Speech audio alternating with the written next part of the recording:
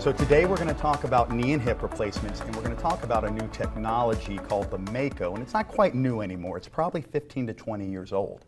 But it's newer to our community and in the country. It's actually a European technology that we've adapted. I'm part of a larger group called Louisiana Orthopedic Specialists. I'm the New Iberia location. My office is 500 North Lewis, Suite 280. That's the second floor of the CIS building, as it was originally known, here on this North Campus, formerly Dotrieve Hospital. And I'm going to give you a little preview, tell you a little bit about myself. And as Dale Carnegie from the 1920s, he was kind of the Tony Robbins of the early 20th century. And if I can maybe introduce myself, teach you a little bit about me, maybe you'll be interested enough to learn what I'm trying to learn you. So a little bit about me. I'm from North Louisiana. I was raised in North Louisiana, and my wife says that makes me a Yankee. I'm a Pisces. I don't particularly like long walks on the beach. And with each birthday, my head's a little bit more bald than shaved. So we've always been a little bit of a fish out of water story. We're this Jewish family from New York City, but I was raised in Monroe, Louisiana. So you can imagine we were a little bit different than the people around us. And my father grew up in Brooklyn, and that's Ebbets Field. That's where the Brooklyn Dodgers played. And he went to high school with these three people. Do any of you guys recognize any of these three classmates? That's Barbara Streisand, that's Neil Diamond, and the chess player Bobby Fischer, all at Erasmus High School in Brooklyn in the 1950s. And I went to high school in Monroe, Louisiana, at a smaller school called River Oaks High School. We didn't have 10,000 people at my school. But I did go to school with somebody that became a famous actress. Does anybody recognize the dark-haired actress? I guess it would be on the left side of the screen, my right shoulder. That's Susan Ward. She was in some soap operas, Sunset Beach, the movie Shallow Hal. But now, instead of playing the teenage or the young 20s actress, we're all close to 50 now, so she's probably the mother of the teenage person. And I didn't always look like this, guys. I've been told Telly Savalas and Huell Brenner are the two people I resemble. I used to have lots of hair to spare, in fact. And, you know, I probably sacrificed great teeth for losing my hair because I've maybe had one cavity in my whole life, but I lost my hair at 20, so that was the trade-off. So after Monroe, I went to New Orleans, got an engineering degree, went to med school also at Tulane. I even began my orthopedic training. And during that time, I took a year off from my core training to do what we call a one-year fellowship in joint replacements, arthroplasty. And that was my mentor, Dr. Robert Barrick. And in this fellowship, I studied methods, analysis, and then actually did surgeries in clinic with him. And I also met a lawyer, my future wife, Julie DeZormo. And we started our family in New Orleans. And those are my two in the bottom. Those are my oldest two. One's now almost 24, the other's 21 and a half. But then what happens in 2005? Katrina. So we were on the run. I spent 6 months in Atlanta at the pediatric hospital, and then I finished my core training at the University of Alabama, Birmingham, where they didn't drive any better there than they did here. And that's an actual patient, the car of a patient I took care of in Birmingham. And we had another child. And one thing you'll notice, with each city I moved to, I did two things. Had a child and bought a house. Neither one was a great financial decision, but that's just what happened. And at the top are my graduating classmates. One of the guys there is the godfather of my youngest child, and he was the former team doctor for the Saints, New Orleans Saints, and he's LSU's current team doctor, Chip Bankston. And the guy in the middle is Auburn's team doctor and actually did a very famous coach's hip replacement about 5 years ago. That was the head coach for Alabama, and that's the only hint I'll give you. And then the bottom picture, the middle person's my older brother, Ethan. And Ethan kind of has a claim to fame himself. He's been working within the political circles for the past 30 years, and he was recently in the State Department, and he was one of the 7 or 8 people off Air Force One in Israel right after the Israel-Hamas attack started, and that's him with the big arrow. That's my big brother, Ethan. And then after my core training in Birmingham, I did one more fellowship. Okay, that's an additional year of training, and that was in sports medicine, and that involves taking care of athletes and a lot of what we call arthroscopy, which is camera procedures in the body. And so then at this point, we had 3 small children. My wife's from this area. She's from Abbeville, so we found somewhere close here. At that point, it was Dotrieve Hospital, and HCA was the actual owner of the hospital. As we know, it's gone through some iterations since then.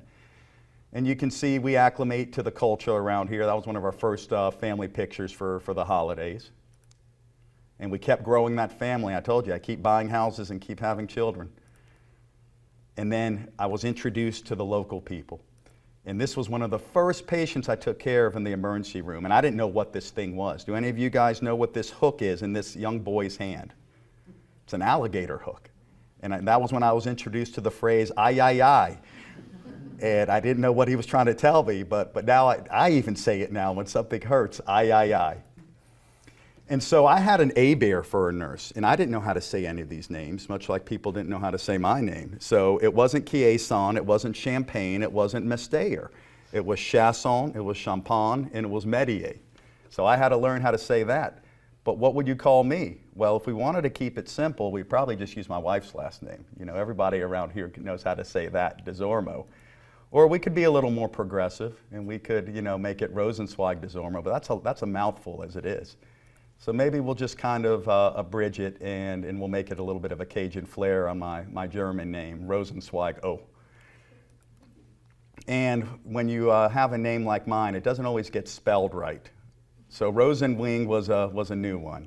But they got it right the next year, and you can see the Thibodeau next to him. That's like Jones around here. They know how to spell Thibodeau. And this is some of the children now a little bit older. And then that's the last family picture. That's the Rosenzweig 7. All right, now on to the main presentation.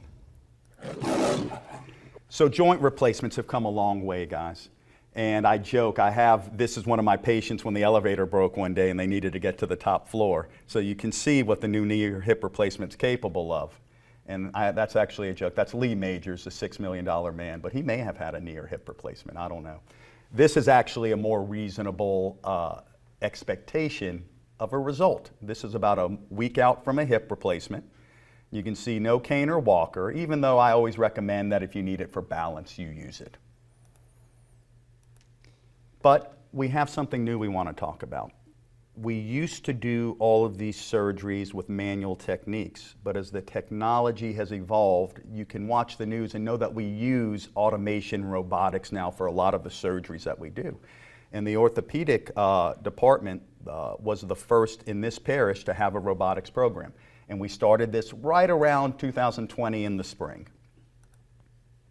And that's a picture of the robot.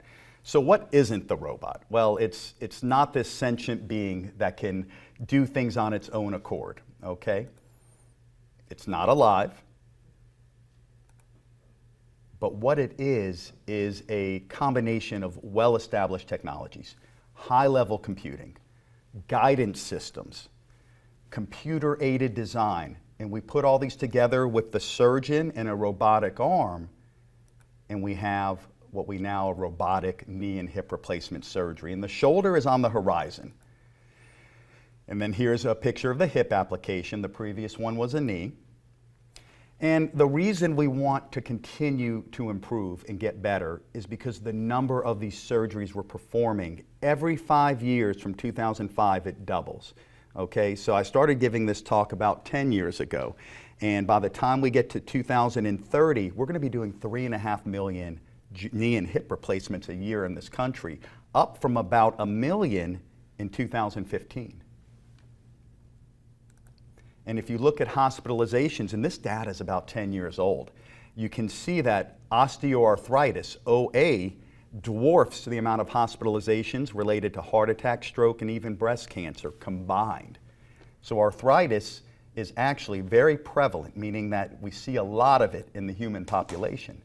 And the reason we're doing so many more joint replacements isn't just because people are living longer, which they are, but we're putting them in younger people now. So it used to be there was a very, very narrow gap of age limit we would do these surgeries because of the technology and we were afraid the materials wouldn't last a lifetime. But now we're more confident that our materials will last long enough.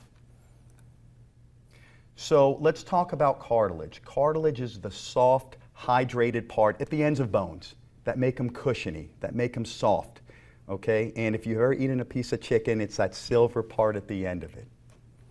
And so what is arthritis? Well, arthritis is when the cartilage, that soft, spongy cap, that soft part starts to wear down. And I often tell patients, think about your tread on your tire when you blow a tire. That's your cartilage. And when you blow that tire and that tread comes off, that's what the arthritis is. We're getting down to the bone underneath, to the metal underneath the rubber. And usually the x-ray is probably the easiest way for an orthopedic surgeon or any physician to determine arthritis. You can tell on the x-ray on the, let's see, it's going to be on the left of this screen, that you still have some black space. That's what cartilage looks like on x-ray. But on the picture on the right of the x-ray, you don't see that space because they're touching. You've worn through that tread. Same thing with this knee x-ray. The one on the left, lots of space. You can see the dark. But on the one on the right, you see them touching. You don't have that space anymore. And so often when you have knee deterioration, you have what we call varus or valgus, bow-legged or knock-kneed. And you can spot that patient from a mile away when they're walking towards you. And some of them will tell you that it's developed over time, okay, as they've preferentially worn one side of the knee or the other. The hip's not quite as obvious, okay? When hips get deformed, patients sometimes will have a shorter leg, but it's not as obvious to spot them across the room besides a limp. And they'll often complain of pain in the front, on the side, in the back, sometimes down the thigh to the knee. Those are all signs of hip disease. And look, we have a lot of ways to treat things besides surgery. If you look at statistics, and I follow my office, I probably operate on just 1 out of 10 patients that sees me. So that means 90% of the people I see get non-operative treatment. So some of the things we do are canes, walkers. We call these ambulatory aids. It takes pressure off of the joint. We try heat and cold. One of the ideas is that the brain is receiving signals from all kinds of different nerves. So if we can stimulate other nerves besides pain fibers, then we can overload the brain with different signals. And maybe those pain fibers are processed a little bit less by the brain. So heat and ice are also effective treatments. Physical therapy, if we can increase mobility and strength around a joint, we can decrease stress across that joint. And medicines, we have Tylenol, we have anti-inflammatories, your Aleve, your Motrins, your Mobix, your Celebrexes, your Diclofenacs. There's many brands of anti-inflammatories. There's steroids. We can even inject steroids into the joints. And we also have something called hyaluronic acid, which is normally made by a healthy joint in the human body. But as we get sicker in the joints, that fluid, your motor oil, isn't as high quality. So we can introduce a synthetic version, and it's often, some of the preparations come from the rooster comb. So that's what this was supposed to be, the rooster comb right there. And then we know that weight loss is effective, okay? Even a 13-pound weight loss can improve symptoms by as much as 40%. So you always hear surgeons encouraging weight loss, and it's obvious, but it's hard. It's hard. That's probably the #1 epidemic in this country that we just quite haven't figured out. But we do have some more effective tools now. In addition to proper nutrition and exercise, we do have some medicines now called the GLPs, which help with appetite suppressant. Normally meant for diabetics, but it's been approved by the FDA for weight loss. But there may come a time for surgical intervention. So the concept behind a knee or hip replacement or a shoulder, any joint, is that we've already talked about the cartilage has started to wear off the ends of those bones, okay? So you've lost your cushion. So we need to recreate that somehow. So much like a dentist would put a cap on a tooth, we are going to cap the ends of the bones with these metal caps and then put a piece of plastic in between so the metal doesn't touch each other. It's a little more sophisticated than that, but that's the concept. And the same thing with the hip. This approach is showing what we call an anterior hip, meaning we're going to come from the front and we're going to split the muscles. We're not going to go through the muscles like you can. You can go from the back side. There's different ways to get to a hip. And in this country, most of us, if you're my age, close to 50, were trained to go from the backside. But the Europeans taught us a new technique to go from the front. And I've been doing that technique for about 13 years, and it has some advantages. But the idea behind a hip replacement is you're going to put in a new metal socket, a piece of plastic. You're going to put in a new ball for the thigh. So that square peg and round hole, as I tell patients that their hip has become, now you're replacing it with a perfect ball bearing, with a perfect piece of plastic to fit it perfectly. And then you can throw a grandchild or a child on your shoulders and walk around the neighborhood. So what's improved? Well, over the past 60 years, our implant design, the materials we use. Every 10 years, we seem to find new ways to put these materials together for longevity. Smaller incisions, shorter stays. We even do these as outpatients now, meaning you come in the same day and go home. I still offer the 23-hour stay, which seems to be very popular, but we try and meet the patient's expectation and their preference. Improve pain control. That's probably one of the greatest leaps we've made over the past 20 years is learning how to control pain. We don't just put people on the morphine pumps anymore. That was a very inefficient way to control pain. It made you constipated. It made you not breathe well. It made you a little cuckoo, you know, a little dazed. And all of those things slowed down recovery. So we've learned how to control pain much better than just IV narcotic. And we've learned how to minimize blood loss. It was nothing in the past for people to need blood transfusions. 40 to 50% of knee replacements. Now we use a couple different medicines and techniques. I don't think I've transfused a joint replacement in years. So that's been a huge paradigm shift of needing a blood transfusion to not needing a blood transfusion. But the question is, with all those things I just told you that we're quite proud of, are we good enough? Or do we need to keep working on this? So the original knee replacements were these hinge devices, okay? And you can see, much like a door hinge, that was the concept that we thought, well, let's just put in a door hinge and see how it works. But that's not how a knee joint works. It has 6 degrees of freedom. It can straighten, it can bend. It can rotate back and forth. It can distract up and down. It can translate front and back. It can go what we call varus, valgus, or what I call an oogie movement. So there's 6 degrees of freedom. It's not just a hinge. So John Insull in the 70s in New York City kind of said, well, maybe we shouldn't constrain this knee. Maybe it needs some play. So he developed this type of implant that allows those rotations, those degrees of freedom. And he also came up with the concept of, well, how do we align these crooked knees? Is there some sort of parameters that we put these crooked knees and they'll do well? So he came up with the idea of the mechanical axis, meaning that if you were to draw a straight line from the hip down to the ankle and make the knee pass right through it, that's what we want to shoot for. So he rolled that out to the rest of the orthopedic surgeons, and that became our mantra. But we also needed to balance it in flexion and extension, straight and bent. We want that knee to be balanced straight the same amount as it is bent so that it doesn't wobble around throughout that range of motion. So if we can do all those things, then we'll get a good result. But look at the tools we're using. And these are what we call mechanical jigs, okay? They're engineering tools to help us measure angles, make certain cuts to the bone to perform the knee replacement, okay? But some of us are skinny, some of us are bigger, some of us have crooked bones. Is this going to work every time on every patient, even though patients may have some variability? And the answer is probably not. And here's another example of what some of the devices look like.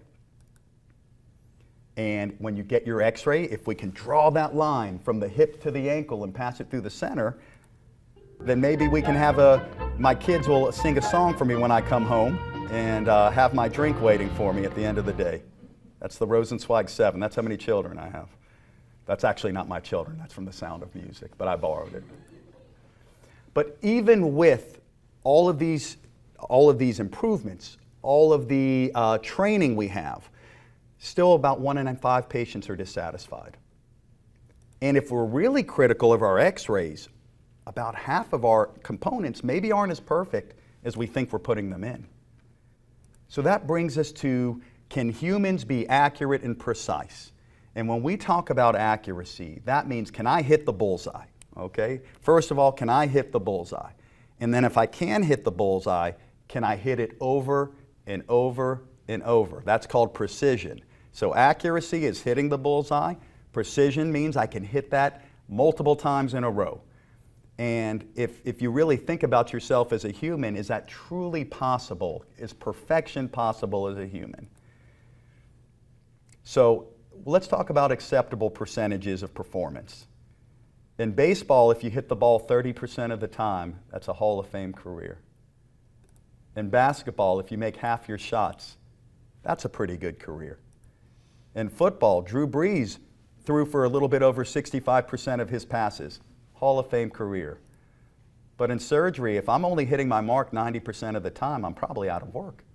All right? So is there a way for me to be the best that I can be as a human surgeon? And the answer is there probably is, but with some help.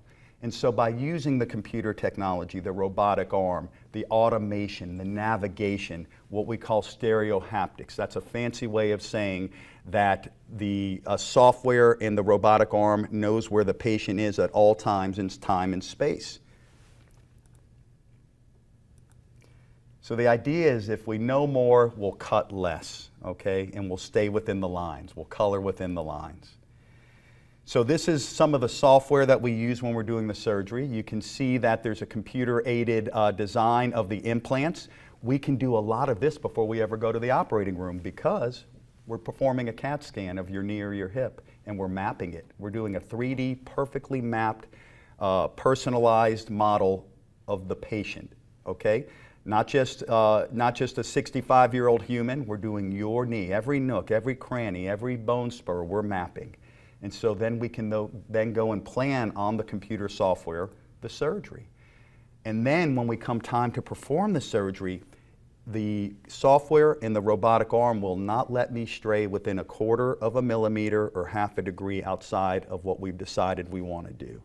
So I've planned it, the surgeon has planned what I want to accomplish, and then this technology is helping me achieve that accuracy, that precision. So not only can I hit the bullseye on you, but the next 20 patients I do, we're going to hit that bullseye every time. So there's no what we call outliers. And then during the surgery, I can use real-time data and numbers to see if I like that balancing we were talking about. Did I achieve what I thought I was achieving? I can validate it in real time. And then so now after we've done one of these knee or hip replacements, if you're tired of waiting for your car in the front of the hospital, you can go to your car by yourself. Again, that's Lee Majors. That's not one of my patients. So let's talk about the hip replacement.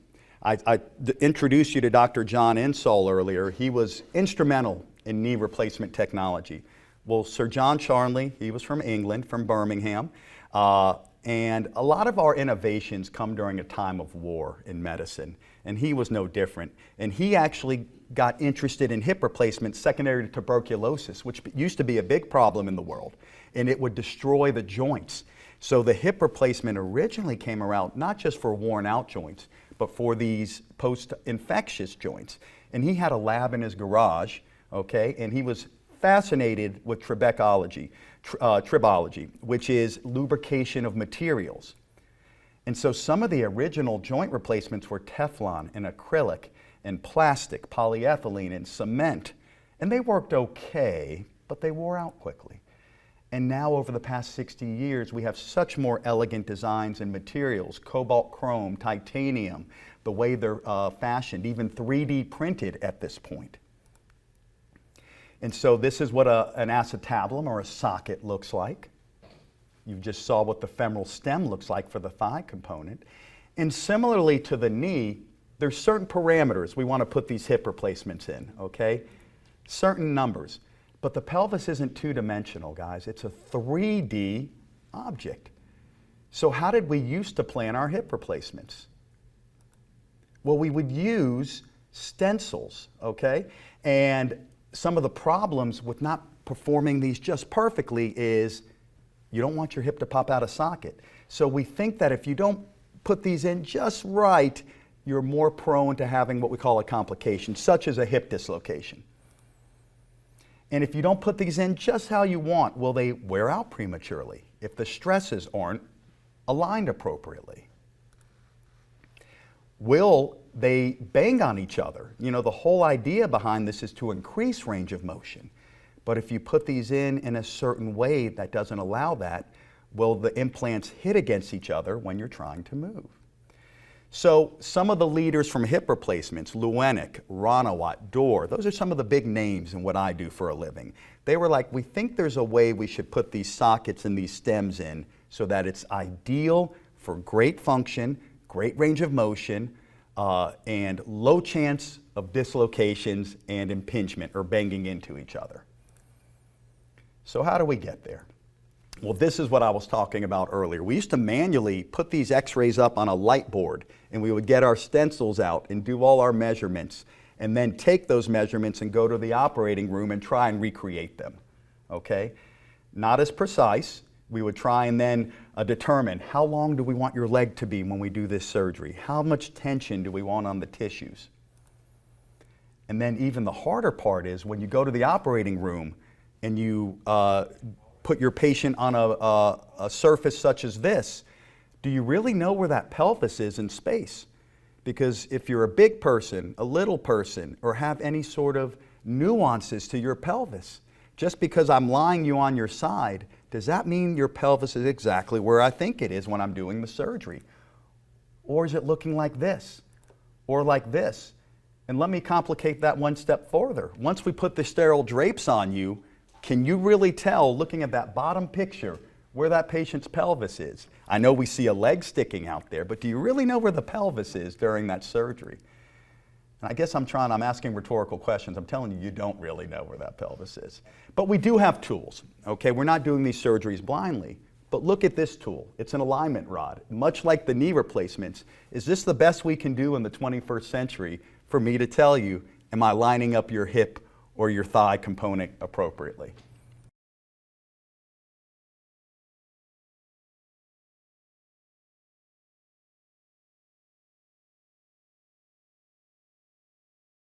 This is showing some of the technology we have with the hip replacement. We can take readings of your hip during the surgery, bring it back to the software, and it helps determine where we need to make some of those cuts we talked about.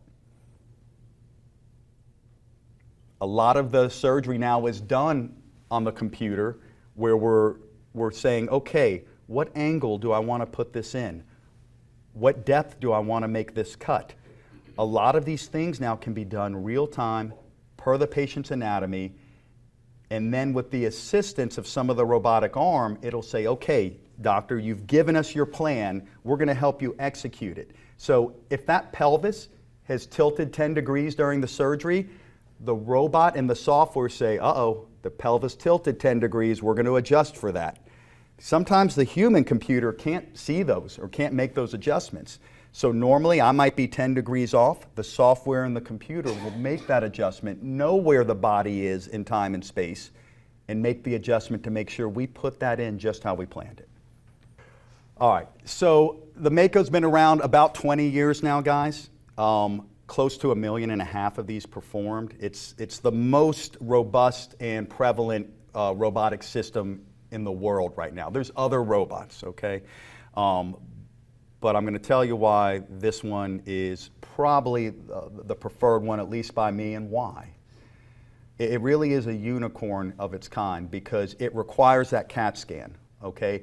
That CAT scan is how we make the 3D plan. We need to map your anatomy down to that 1/4 of a millimeter, like we talked about, so we can then use the powerful software, plan the most ideal surgery, and then again, the robotic arm knows where you are in time and space, so that if for some reason you move 5 degrees, it moves 5 degrees, it adjusts with you, okay? And I'm telling you, our human computer, our eyes, sometimes aren't sensitive enough to notice those adjustments. So you heard me talk about accuracy, precision. That's how we do it.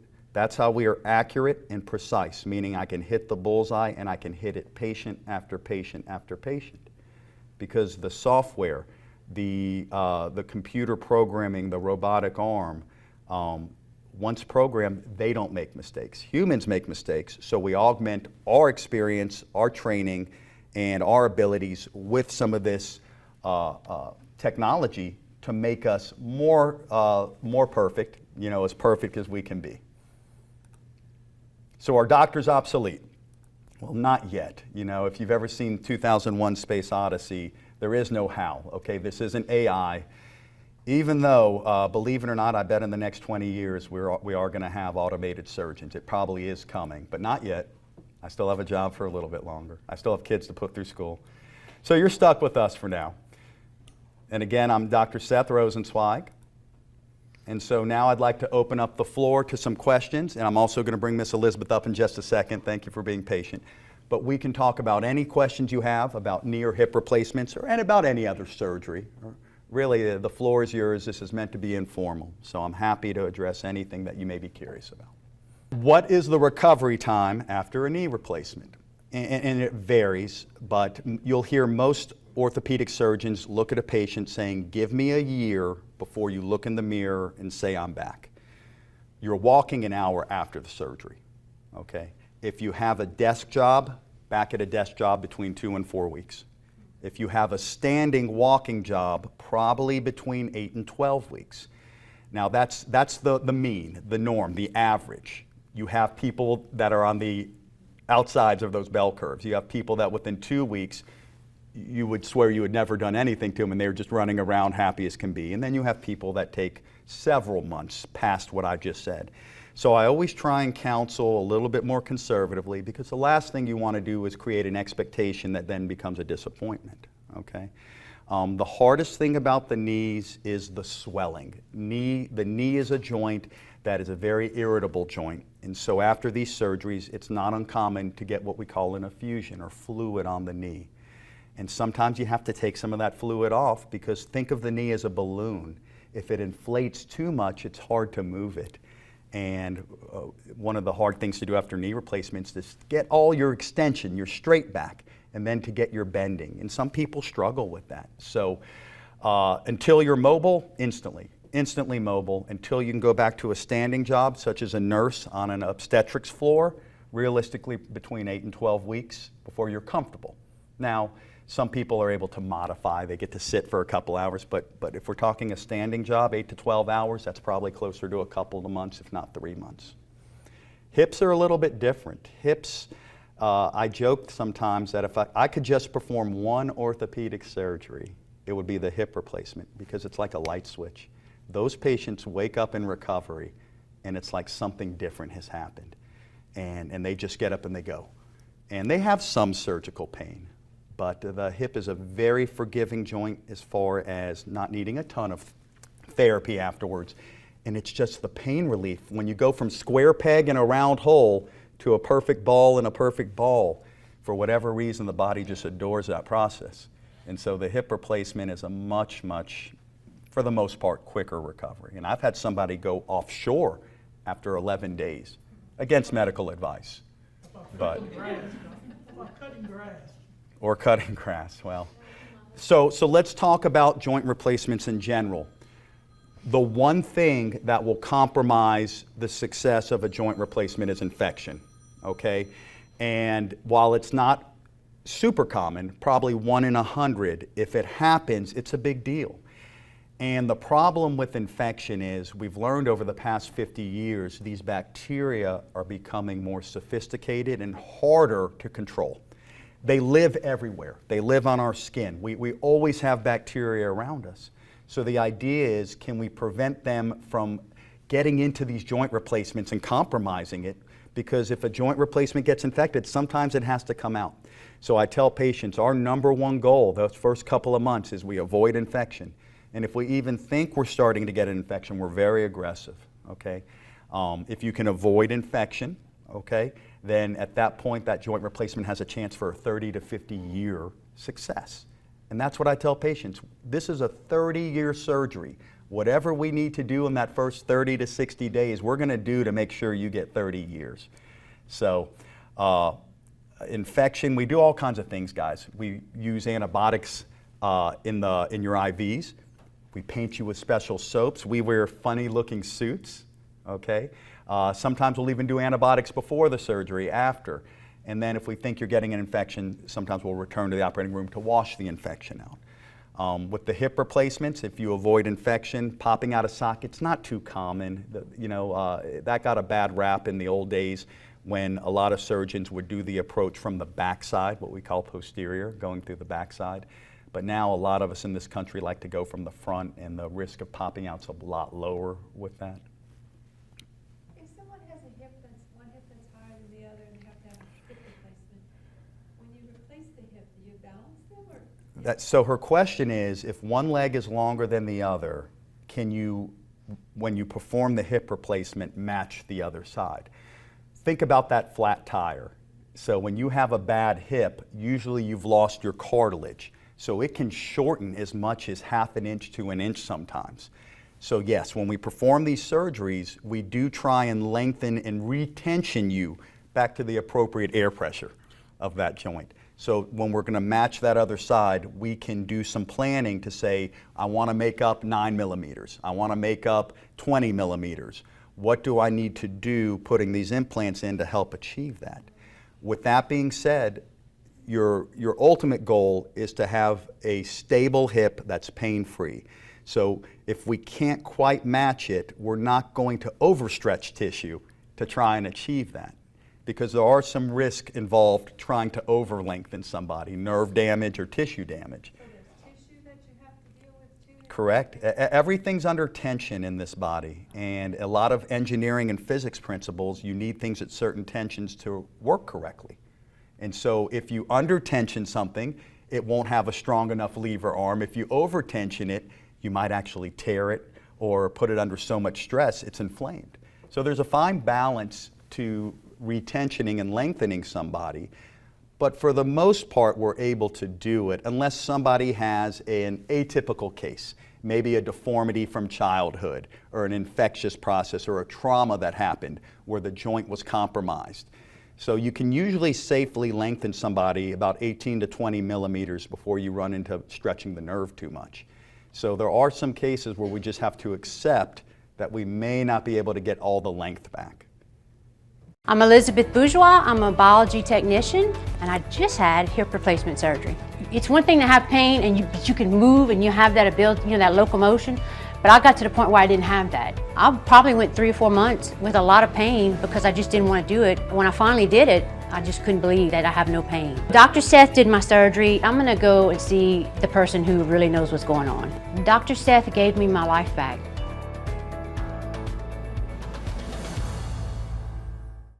Miss Elizabeth has volunteered to come talk about her experience.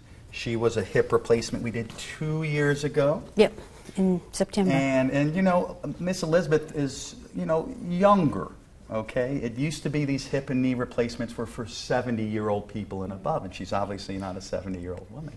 She's still very active. And we used to just be very nervous to put these implants in people that we knew were going to be very aggressive and going to go live very active lives, because we didn't know if they would last long enough. We didn't know if they would stay in socket. And you saw from the video, she's out there in the swamp, she's pulling boats, I'm sure she wrestles an alligator here and there. She works for wildlife and fishery, and she had what we call an anterior approach, okay? It's about a 35 to 45 minute surgery. She basically went to sleep talking about alligators and their genealogy, and she woke up talking about alligators and their genealogy. Everybody learned about a lot of alligators that day. But I'll give her the floor for a minute if she wouldn't mind sharing kind of her experience and your experience at the hospital, if you don't mind. So I've been very active my entire life. I grew up on a 3,000-acre soybean farm, 4 older brothers. I've always hunted, always fished, and I've always worked like a man. Like I was 12 years old, taking 50-pound sacks of feed to feed the cows every day. Sounds like you work like a woman if you're doing that. Very, very active, and I put a lot of wear and tear on my body. I'm one of these type A people. If I have something to do, I'm going to do it, and if my body hurts, I'm not paying attention to that. I got to get my goal done. And so the January before the September of the surgery, we were trapping ducks, and my leg kept hurting right here. and I thought it was my ilio band. I was a runner for like 20, 25 years.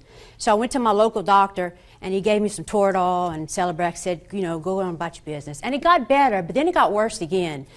And Dr. Seth had done a knee surgery on me a couple of years before that. I forgot all about that. And I thought, you know what, I need to go see someone and really find out what's going on. And so I went to see him, and he walks in and says, you need a knee replacement. And I like, my world shattered. Hip replacement. Yeah, sorry, hip replacement. My world just like, you know, like when your heart just sinks? Because in my mind, I'm going to be on a walker the rest of my life. I'm never going to be able to catch ducks again. You're like, my concept of the person who needs a hip replacement was very, you know, skewed. And so he's like, oh no, it's not that bad. This is how we do it, you know, whatever, calm me down. And I remember when I left, I called my nephew, who's a general surgeon, and I'm telling him about it. And he's like, Aunt Liz, you don't have anything to worry about. I know this guy. It's like they use LiDAR, and they have missile-guided technology. This is how they do it. And he's like, you're in really good hands. He said, if I had to do it, I would get him to do mine. And so I waited like 3 months because I was really scared about the recovery. And then we did it, and literally I woke up in my bed, got out of the bed and walked, and I had no pain. And before the surgery, like my gait was so afflicted, like you could tell by the way I walked that something was wrong with me. And for a long time I could hide it, but I was no longer able to hide it in my gait. And Liz, where was your pain? If you had to describe. right here. Yeah. And so the hip, I told you, it's harder to see And hip pain. all the way down into here. And so the reason why it goes down to the knee is there's a nerve that goes right over the hip joint that actually goes down to the knee. So that nerve is stimulated, almost like electricity, by the inflammation being generated by the hip.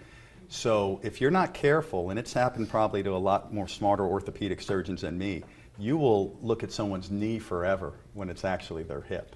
Because in their mind, it feels more like the knee. But it's sometimes a bad hip will fool you into thinking it's somebody's knee that's hurting. And you're looking at these x-rays going, man, this knee doesn't look too bad. You do an MRI and you're like, I don't see anything, but they're really complaining. And, you know, so the last thing you want to do is do a knee surgery on somebody that needs a hip.